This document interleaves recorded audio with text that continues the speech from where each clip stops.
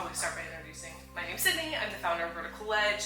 We do a fun little series every once in a while where we take in artisans in the greater Seattle area and we do a really fun booth flip with some of our fixtures. Because here at Vertical Edge, we design and manufacture like really fun pop-up furniture. It's a little bit more elevated, changes the space, and gives makers the opportunity to feel what it's like to have a real kind of retail feeling space in their booth, and how to properly portray the value of their items and make sure that their booth aligns with the price point as well. Because you don't want to look like a flea market with your beautiful, incredibly, luxury items, because handmade items in America are more of a luxury. No, it's not like that in other countries like Europe, where it's like more handmade friendly. And so I'm really glad that we're a part of kind of that movement of bringing handmade here and trying to get it a little bit more accessible.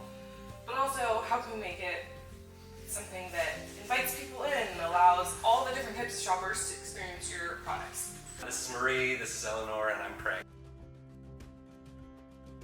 Hi, we're Richmond Clay Works. We specialize in dinnerware, and we all take a little part in the making of ceramic wares. Making ceramics is something for me that is really fulfilling because I get to work with my hands, I get to make things, I get to make art, and for me, art is in the making. It's the mechanical craft of it, and if I get some beautiful objects on the other end, it's a win. Eleanor is learning how to trim more, an important part of making pottery, and Marie helps with the bookkeeping, and I do most of the throwing and glazing and firing. Visual merchandising is one of those things you have to play with. Yeah. You are a maker. You specialize in the thing that you do. That's for a few years now. I started off, I was a pretty typical potter. I made a lot of cups and mugs. As I progressed as a potter, as a maker, I have really specialized on dinnerware sets. And so my booth hasn't shifted very much to evolve with that. I think going to the columns, which is a recent change, makes it a little bit more art, it's a little bit less flea market. Themselves, the boxes, they're a little tatty, and I think that shows. So, like, I'm shifting it a little bit more towards art, and I want to emphasize and showcase my dinnerware more. I want to find a way to make those a little bit more accessible to a buyer, to make them see and get to feel and touch the dish sets, and then also understand how they can order them.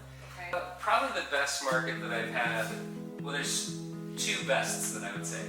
Okay. Because if I consider them as a holistic package, I'll explain why. Best in terms of sales and overall was the Bellevue Art Fair last year. It was the best because just highest gross sales. Booth, I set out a table, and I actually set the table with my dish sets. Okay. My other best show was one that a friend of mine invited me to. It was at the local brewery, and it was one night for 2.5 hours, and okay. I was like, okay. So I just brought my A-frame, I just brought a couple of cases of stuff. I set stuff up, I had no expectations, and I don't think I even paid to participate in this market. And for a couple of hours of work, I made $2,500, $3,000, got 1 or 2 dinnerware orders. Okay. So it was oh. Nice. That was a total fluke, not going to be repeated ever again, but it was just... Okay, so what we're going to do is flip this booth. Definitely stick around for part 2 where we do a minimal flip and then a full flip. When it comes to doing booth flips, you want to be very minimal at first and then go as big as possible. I really hope you enjoyed this, and we can't wait to see you back for the next video.